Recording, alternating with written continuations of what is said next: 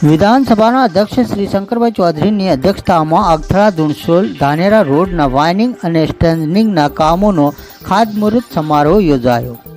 વિધાનસભાના અધ્યક્ષ શંકરભાઈ ચૌધરીની અધ્યક્ષતામાં અને કેબિનેટ મંત્રી બળવંતસિંહ રાજપૂતની ગરિમામય ઉપસ્થિતિમાં આજરોજ આગથળા ખાતે આગથળા ધુણસોલ ધાનેરા રોડના વાઇનિંગ અને સ્ટ્રેન્થનિંગના કામોનો ખાતમુહૂર્ત સમારોહ યોજાયો હતો, જેમાં અધ્યક્ષ શ્રી શંકરભાઈ ચૌધરીએ વિકાસ કામોની તકતી અનાવરણ કરી જિલ્લાવાસીઓને વિકાસ કામોની ભેટ અર્પણ કરી હતી।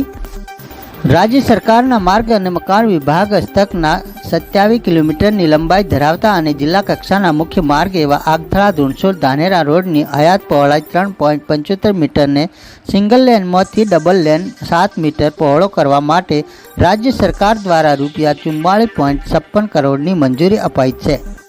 જ્યારે આ રસ્તો આજુબાજુના 10થી વધુ ગામોને જોડતો મુખ્ય રસ્તો છે, જેને લઈ ખેડૂતો, પશુપાલકો, વિદ્યાર્થીઓ સહિત 2 લાખ લોકોને ફાયદો થશે। વધુમાં આ રસ્તો રાજસ્થાનથી દિલ્હી સુધી જતા હાઈવે માર્ગને જોડે છે, જેથી જિલ્લાના વિકાસને નવી ગતિ મળશે। Bureau report KS news Banaskantha. આજે એક વાતનો આનંદ છે, અમારા આદરણીય જે સમગ્ર રાજ્યની અંદર અમને બધાનું સંચાલન કરે છે, સમગ્ર ગુજરાતનું ન્યાય તરીકે તોલે છે એવા અમારા અધ્યક્ષ આદરણીય શંકરભાઈ ચૌધરી સાહેબ હસ્તક આજે ખાતમુહૂર્ત થયું છે।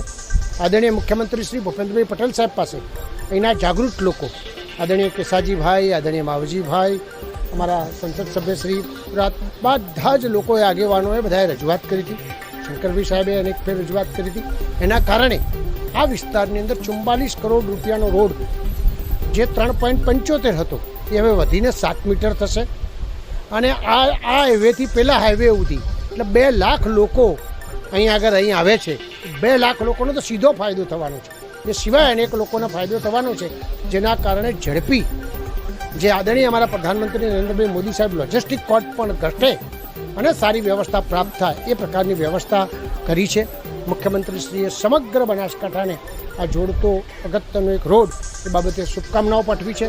શંકરભાઈ સાહેબે આજે અહીં ખાતમુહૂર્ત કરી છે અને મને ચોક્કસ ખાતરી છે કે ઝડપીમાં ઝડપી આ રોડ પૂર્ણ થશે અને લોકોને એનો ચોક્કસ લાભ મળવાનો છે।